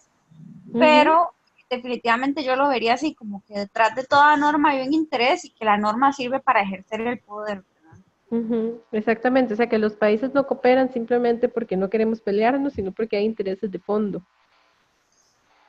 Exacto. ¿Alguien que lo vea desde otra arista? No tal vez de otra arista, pero para mí más bien, digamos, las normas son la materialización del poder y de los intereses que ese poder persigue. Perfecto. Yo comparto con todos los análisis que le han hecho, y yo también le agregaría uno más. Y podría verse también que hay intereses comunes que retan las estructuras de poder y obligan a crear normas. Y perdón que utilice siempre estos ejemplos ambientales, pero es el tema que más me apasiona. Pero un ejemplo de esto es el fenómeno de cambio climático. O sea, un interés común es disminuir los efectos del cambio climático a nivel global. Esto reta las estructuras de poder porque reta a los estados hegemones, reta a los estados con mayores emisiones, y obliga que a nivel del sistema internacional se empiecen a crear normas y estructuras comunes, con sus limitaciones, con sus potencialidades, pero también podemos voltear, digamos, el triángulo, como ustedes lo han estado haciendo, y poner a los intereses comunes como un detonador para la creación de normas y para el ajuste de las estructuras de poder en el sistema internacional. De hecho, profesora, eso es, bueno, consecuente con lo que era el punto de vista de Atina, que él mismo sugiere, ok, la existencia de esas estructuras, esas instituciones capaces de gobernar, ¿verdad?, con problemas generales o sobre esos problemas generales, pero opina que, no sé, da a entender que esas opciones de cambio a ciertas crisis pasan por concebir un sistema internacional como propia de gobierno, en adaptación a todos esos temas económicos, culturales, hasta ambientales, a partir de la idea de un sistema social capaz de modificarse a sí mismo con esas instituciones políticas, pero en la realidad no son tan eficaces. Uh-huh. Efectivamente. Bueno, ya para entrar en el último subtema que quería discutir hoy, es algo que ya hemos ido introduciendo en las discusiones, es la interdependencia compleja. Este es un concepto clave para entender las instituciones internacionales y para analizar los regímenes internacionales, y algunas nociones básicas son estas. Primero, interdependencia versus interconexión. O sea, son dos conceptos diferentes.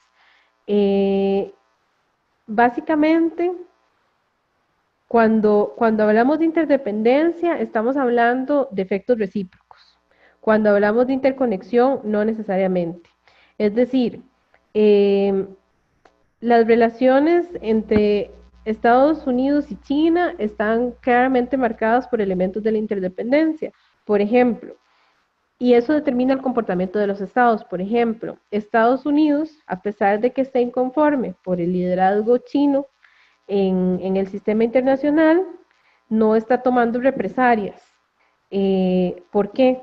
Porque hay inversiones chinas fuertes en Estados Unidos y porque también China tiene un papel muy importante en el financiamiento de la deuda externa de Estados Unidos. Entonces, el afectar la economía china afecta necesariamente la economía estadounidense. A eso nos referimos cuando decimos que hay interdependencia. Cuando hay interconexión, por ejemplo, hablamos de que hay intercambios. Por ejemplo, Estados Unidos-Costa Rica.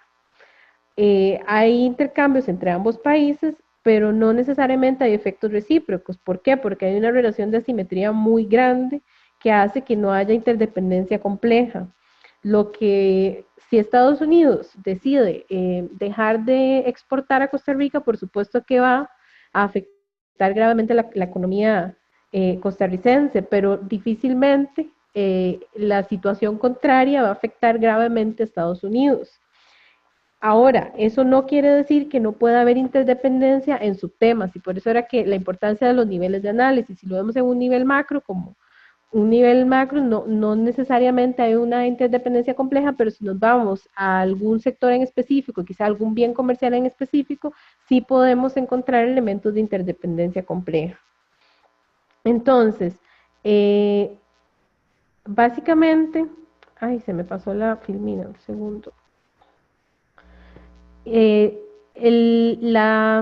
Uno de los énfasis de la teoría de la interdependencia compleja es que la fuerza militar es ineficaz para responder a ciertos conflictos, a ciertos problemas, que las relaciones entre los estados están marcadas por la simetría, que es algo que ya hemos venido comentando, y que las fuentes que producen poder se han vuelto más complejas. O sea, ya el poder de los estados no solo se define en términos de capacidades militares, sino que entran otros elementos.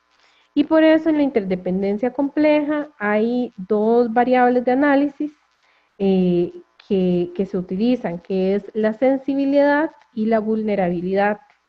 Cuando hablamos de sensibilidad, hablamos de grados de respuesta dentro de una estructura política. Pero, o sea, es decir, cuando hablamos de sensibilidad, el Estado puede tomar medidas internas ajustando políticas internas para superar, digamos, esa afectación. Y cuando hablamos de vulnerabilidad, quiere decir que aún el Estado, aún ni haciendo cambios en políticas internas, puede revertir las consecuencias de esa interdependencia compleja. Entonces, por ejemplo, Japón es un país que es claramente dependiente de recursos primarios, a la importación de recursos primarios, porque es una isla. Cuando se dio la Segunda Guerra Mundial, se establecen restricciones a Japón en el ámbito comercial, y por más que trate de disminuir su sensibilidad, o sea, de modificar sus políticas nacionales, no puede hacerlo. Entonces, ¿cuál es la solución? Recurrir al uso de la Fuerza Armada. Esa es, digamos, son las categorías de análisis que se utilizan dentro de la teoría de interdependencia compleja. Básicamente es que no siempre el uso de la fuerza es la opción a la que recurren los estados. Entonces vemos acá como en este gráfico, vemos los tres niveles. El nivel más básico es el nivel de sensibilidad no militar. O sea, por ejemplo, aquí los estados recurren a utilizar esta categoría cuando son temas que no son tan sensibles. Por ejemplo, el tema de la caravana migrante. Guatemala puede aducir que por razones de seguridad no permite que pasen los migrantes, pero hay un acuerdo centroamericano en el marco del C4 que se tiene que dar libre movilidad a los países miembros del C4. Entonces, Guatemala puede decir como un mensaje político que va a cerrar la frontera, pero realmente sus países vecinos no son vulnerables a estos, porque es una política que no puede mantener en el tiempo. Se utiliza simplemente para dar un mensaje político. En cambio, cuando hablamos de vulnerabilidad, se utilizan circunstancias donde los países sí tienen efectos más fuertes. Aquí es lo que ustedes, por ejemplo, mencionaban anteriormente de un tratado de libre comercio. Si Estados Unidos, en el contexto del CAFTA, por ejemplo,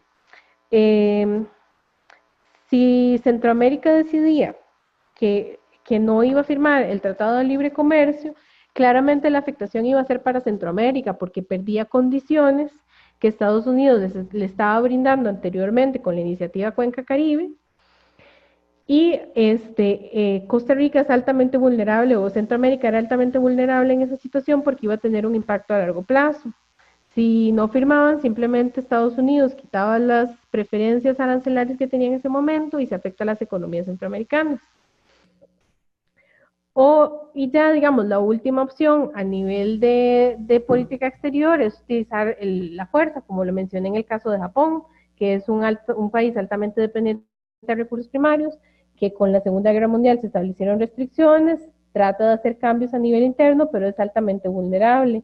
Entonces, acá en la teoría de la interdependencia compleja, lo que se trata de decir es que en política exterior el uso de la fuerza no es la primera opción, y es lo que conversábamos al principio cuando estábamos analizando el concepto el paradigma, digamos, de conflicto y el paradigma cooperativo. El uso de la fuerza ya dejó de ser la explicación única o la respuesta única en la política exterior, sino que los países, dependiendo de la interacción que tengan dentro del sistema internacional y de las relaciones y la interdependencia compleja que tengan en el sistema y en los subsistemas del sistema internacional, van a recurrir a diferentes opciones de política exterior. Básicamente, eso es la teoría de la interdependencia compleja que vamos a ir estudiando un poco más a fondo en la próxima lección, cuando ya lo empecemos a vincular con instituciones internacionales, pero es un paradigma que viene a retar, digamos, la visión realista de las relaciones internacionales, porque en el realismo nos centrábamos en el Estado, en el que predominaba el tema del poder y la seguridad. En cambio, en la teoría de la interdependencia compleja vemos cómo la seguridad militar no es ya la meta preponderante, sino que las metas de los estados varían según las diferentes áreas o subsistemas está el sistema económico, el cultural, el ambiental, Y también que en esta dinámica el Estado no es el único actor, sino que participan otros actores transnacionales que determinan la dinámica internacional. Acá, por ejemplo, en este cuadro del libro de Keohane nos contrapone, digamos, la visión realista contra lo que plantea la interdependencia compleja. Bueno, lo que yo mencionaba de las metas de los actores, que bajo el realismo era la seguridad militar lo preponderante, pero vemos que bajo el esquema de interdependencia compleja, ya eso no es el único elemento que contempla el Estado en su accionar dentro del sistema internacional. Bajo el realismo también la lógica es que la fuerza militar siempre es la más eficaz, como alguno lo comentaba al principio, entonces el sistema siempre favorece al más fuerte. Pues bajo la lógica de interdependencia compleja, no necesariamente, porque los recursos de poder se definen diferente dentro de cada subsistema. Entonces, la manipulación de esa interdependencia, el rol de organismos internacionales, el rol de otros actores transnacionales, también vienen a influir en las dinámicas de poder dentro del sistema internacional. Luego, para el realismo, en el tema de establecimiento de la agenda, básicamente nos centrábamos en equilibrio de poder. En cambio, en interdependencia compleja, vienen varios, se amplía esa agenda, vemos cómo los regímenes internacionales y las instituciones tienen un rol preponderante, cómo los actores transnacionales tienen otro rol preponderante dentro de la dinámica internacional, cómo no todo es sobrevivencia del Estado, sino que hay preocupaciones comerciales, de desarrollo económico, incluso cuando se empieza a involucrar la agenda ambiental, que pasa, digamos, de lo que llamamos la política baja a la política alta, y cómo principalmente lo que reta más al realismo y lo que se relaciona más con la teoría de interdependencia compleja es el ámbito económico, y cómo cambia la dinámica de la globalización, esa visión de poder militar, a relaciones que también están vinculadas con el desarrollo, con el capitalismo y con los instrumentos de desarrollo de los países. En el realismo, por ejemplo, se mencionaba que el rol de los organismos internacionales era mínimo, pero vemos bajo la teoría de la interdependencia compleja cómo hay instituciones internacionales que establecen las reglas. Está el papel de las Naciones Unidas, está la Organización Mundial del Comercio, hay diferentes instituciones internacionales que se posicionan en esferas temáticas y que de alguna forma regulan el comportamiento de los estados y determinan la dinámica de poder dentro de cada uno de esos subsistemas. En las próximas clases vamos a entrar un poquito más a fondo en lo que es interdependencia compleja, pero lo que quería era introducir el término, la teoría y ese nivel de análisis de que ya no estamos hablando solo del Estado, de que ya no estamos hablando solo del ámbito militar y de cómo interactúa la dimensión política con la dimensión económica, con la dimensión ambiental, etc.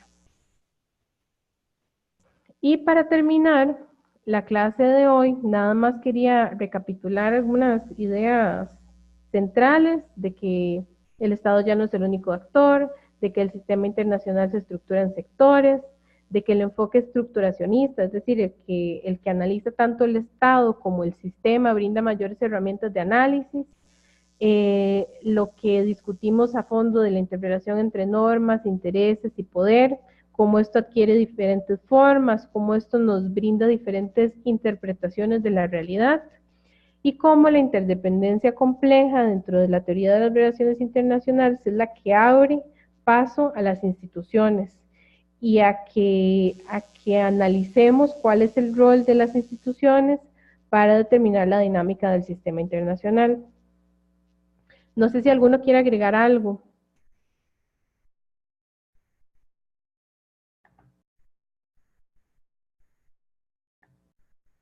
¿Ninguno? Bueno, básicamente estos eran los conceptos que yo quería que viéramos en la clase de hoy. En las próximas lecciones vamos a entrar más a fondo en la teoría del institucionalismo neoliberal, también en cómo se enriquece la teoría del institucionalismo neoliberal a partir del constructivismo y cómo se van incorporando otros elementos de análisis. Pero me parece esencial que a partir de la pincelada o del repaso que hicimos hoy y a la luz de lo que veamos en las próximas clases, ustedes vayan afinando un poco el tema de los trabajos de investigación. Y eso era lo que quería que viéramos antes de terminar la clase. Yo les había quedado con el pendiente de aclararles sobre el porcentaje y sobre la fecha de entrega. Con el porcentaje, como les dije en la clase, no, vamos a mantener que el avance de investigación sea un 10%, pero realmente esto no es nada complicado, simplemente es que definamos una pregunta de investigación y un tema, que le hagamos objetivos generales y específicos y una justificación de por qué lo queremos abordar así. Como yo les mencioné en la primera clase, está perfecto que esto lo alineemos con los trabajos con los temas de tesis, pero tiene que estar necesariamente planteado desde la temática del curso, o sea, desde la temática de gobernanza y desde la temática de regímenes internacionales. Entonces, por eso es importante ir viendo los avances de investigación o los temas de investigación. En el programa teníamos como fecha de entrega la semana 5. Yo la opción que les puedo dar fue lo que me pidieron de pensar un poco en ampliar el plazo, podemos dejarlo para semana 6, pero en realidad ahí quienes se ven afectados son ustedes, porque les queda menos tiempo para avanzar en el desarrollo del trabajo. Entonces, como lo digo, eso es máximo semana 6, pero desde ahora puedo estar recibiendo los avances de investigación. Es algo muy básico, el avance de investigación simplemente es para ver cómo estamos planteando el tema. Yo aquí les hice una propuesta de fechas y una distribución de los temas. Hay 2 personas que no sé si están ahorita en la clase, Fabiola Hidalgo y Víctor, que no me han dado el tema de tesis, pero veo que no están conectados. Entonces voy a contactar. ¿Sí? Esa presentación usted no la puede enviar, porfa. Sí, claro que sí. Yo se las envío ahorita que terminemos la clase. Gracias. De todas formas, para los que no están, que me habían dicho que estaban fuera del país, creo que era el caso de Ubaldo, igual la clase en teoría queda grabada. Sí, Profe, Sí, adelante, María Jesús. Fabiola no va a tomar el curso. Ah, ok, perfecto. ¿Y saben de Ella Víctor? está en algunos problemas migratorios, pero creo que sí. Creo que Ok. yo puedo dar más detalles. Bueno, listo, ¿no? Yo los voy a contactar para ver esto. Ahora, en el programa original teníamos menos grupos, entonces tuve que ajustar un poco las fechas y por eso les voy a enviar la presentación para que vean en qué semana les toca. Nada más tenía una duda con respecto a Angie y a Ubaldo. ¿Angie está conectada? Sí, profe, aquí estoy. Angie, se me fue, dentro de mis apuntes no me quedó claro si el tema de investigación de ustedes era el Tratado de No Proliferación Nuclear o el Tratado Global para la Prohibición de Armas Nucleares. El primero, de acuerdo a lo que conversé con Ubaldo, pero no sé si usted sugiere que lo cambiemos. O sea, yo creo que pueden hacer cualquiera de los dos, va a depender de, a ver, lo que tienen que ajustar es cuál va a ser el enfoque que le van a dar para el trabajo. Yo lo que no quiero es que sea un trabajo meramente descriptivo, sino que sea, por ejemplo, si van a hacer el Tratado de No Proliferación Nuclear, que haga un análisis en función de tensiones que se han dado más recientemente, por ejemplo, entre Corea y Estados Unidos, o quiénes han apoyado el tratado, quiénes no, por qué, o sea, ir más a la parte de análisis y no a la parte descriptiva, nada más es como la aclaración que les quería hacer. De acuerdo, no hay problema, profe, yo le digo a Ubaldo.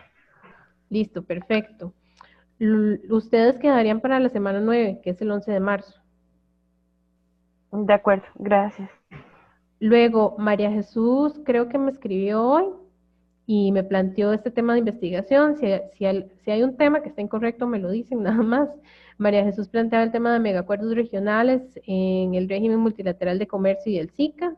Es la misma observación que para Angie. A mí me parece que el tema es bastante pertinente y que da para mucho análisis en función de la temática del curso, pero simplemente es que no sea un trabajo descriptivo, sino a donde se analicen a fondo dinámicas de poder, condicionamientos que da la estructura a un sistema más regional como es el SICA, etcétera.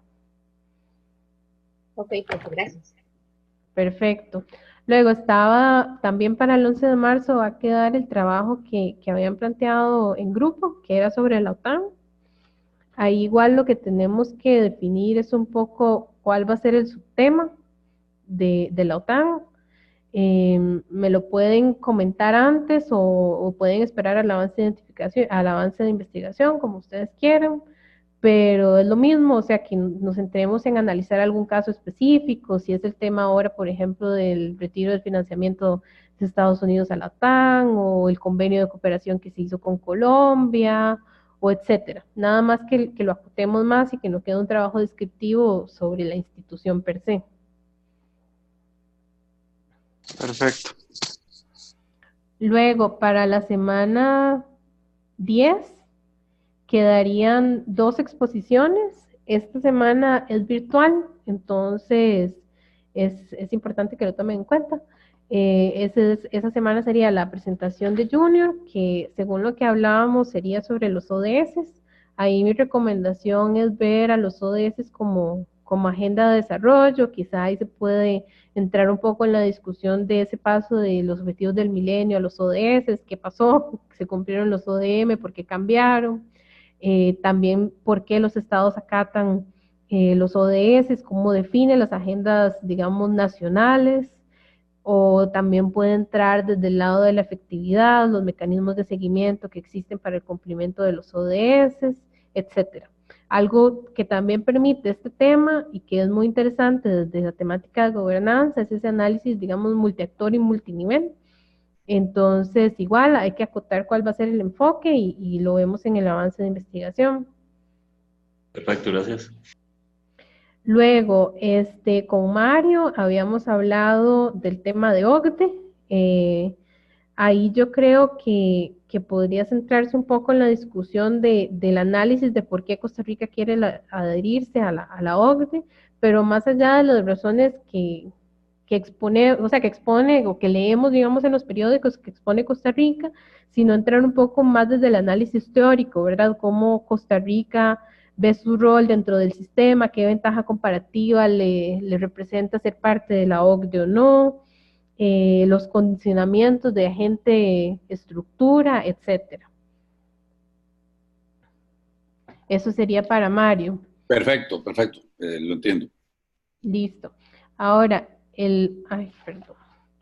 Profe, hay una pregunta. Adelante. Esa fecha de presentación, o sea, es pregunta retórica, significa que tenemos que exponer ese día, ¿verdad? Sí, exactamente, ese día se expone. Okay. Probablemente están quedando varias presentaciones, como 3 por clase, entonces va a ser una presentación de máximo 30 minutos para tener un espacio de unos 15 minutos de preguntas.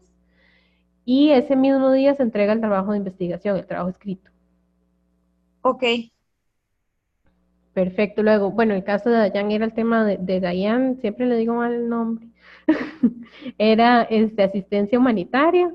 Ahí igual podemos verlo desde la arquitectura global en temas de asistencia humanitaria, cómo se prescribe el comportamiento de los estados, si se hacen ajustes a nivel de estado en términos de legislación, si se condiciona a un régimen a nivel centroamericano, e incluso podemos pensar en casos de aplicación que hayan sido efectivos, si hay protocolos, etcétera, como bajarle un poquito, ir de lo macro a lo más local.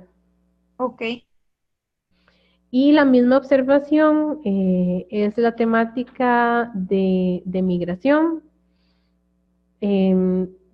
Viene siendo la misma lógica de cómo abordar el tema de asistencia humanitaria, y aquí también es interesante ver casos particulares. También podríamos intentar de aplicar el concepto de interdependencia compleja, o verlo desde un régimen a nivel regional. Yo sinceramente desconozco si hay a nivel regional cómo está funcionando la temática, pero igual acotarlo bastante. Lo que no quiero es que sean trabajos meramente descriptivos. Luego, para el caso de Viviana, habíamos hablado del tema de la Unión Europea y y el Brexit. Yo creo que esto igual va a depender de cuál matiz te quiere dar, si lo quiere ver desde el matiz de la efectividad de la Unión Europea como un régimen internacional, o si quiere irse a algo más concreto, como había hablado, digamos, del tema aduanero. Se puede analizar desde las asimetrías, se puede analizar desde cómo condiciona o cuál fue el análisis que se hizo que hizo el Reino Unido para votar su salida de la Unión Europea, etcétera. Ahí lo podemos ir acotando, pero es la misma lógica, no es hacer una línea del tiempo, de cómo ha sido, digamos, el proceso, sino más de cómo aplicamos esa teoría, cómo analizamos esta situación en función de la teoría. Y finalmente el tema de Priscila. ¿Priscila está conectada? Sí. Era energías renovables y política exterior de Costa Rica. Ahí honestamente no sé muy bien como lo vimos hasta ahora en la tarde que me lo envió, no le he dado mucha cabeza de cómo se puede aplicar desde la temática del curso, desde la perspectiva de gobernanza y regímenes internacionales. Entonces, Priscila, tal vez lo podemos ir comentando, igual me puede enviar unas ideas por correo previas al avance de investigación para ir dándole forma y ver si realmente aplica o si tenemos que pensar en otro tema, nada más.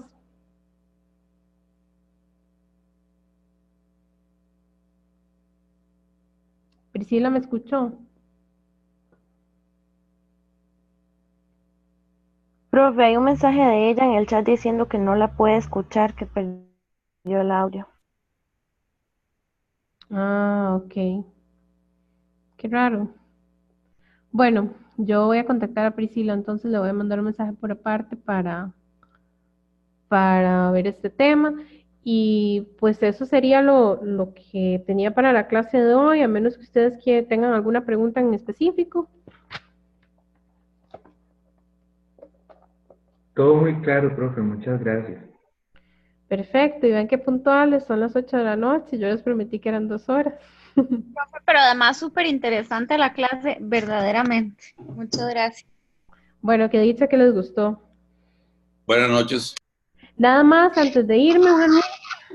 La próxima clase vamos a hablar del tema de instituciones y recuerden que ya está el primer debate, entonces hay que entregar el trabajo escrito y vamos a tener una dinámica de debate entre nosotros durante la clase para que no se les olvide. Profesora, una consulta. La próxima clase sería el martes, ¿verdad? No, ahora como que cambiaron la dinámica y va a ser siempre los lunes. Pero es presencial. Sí. No, Ok. profe, Es que no sí. es como que el que va a ser siempre presencial es el miércoles, porque en realidad yo no tengo permiso para el lunes.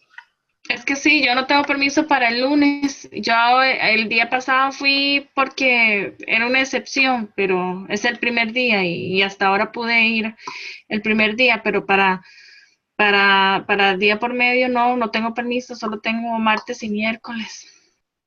Bueno, eso es algo que vamos a tener que hablar con Raúl, porque las indicaciones que yo tengo es que la clase, o sea, este curso se va a dar siempre los lunes y que va a ser itinerante una clase virtual, una presencial, como está en el programa. Entonces, no sé, voy a comentarlo con Raúl a ver qué va a pasar en el caso de ustedes o cuál fue la indicación que les dieron. Pero, profe, digamos, por ejemplo, generalmente es un lunes, un miércoles, digamos, que es como lo hemos venido trabajando con dos profesores diferentes, entonces uno es virtual y el otro es presencial. Entonces, siempre los lunes son virtuales, no, digamos, no ha cambiado durante todo el año y medio que tenemos.